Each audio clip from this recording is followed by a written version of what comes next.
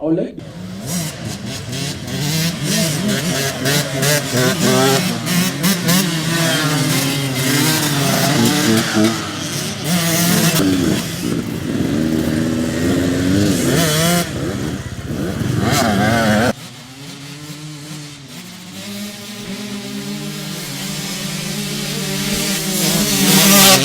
It is our responsibility to nurture, to grow and develop that talent.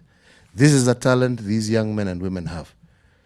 They have the opportunity to fly our flag high. And we should not just look at how we will be competing in Kenya. Our target is how shall we compete internationally? How shall we compete internationally?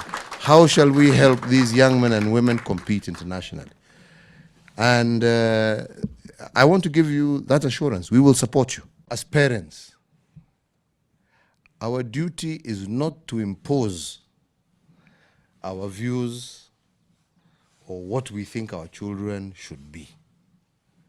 Ours, as parents, is to try and get the best of what our children can be, and to do everything that we can to encourage them to be that.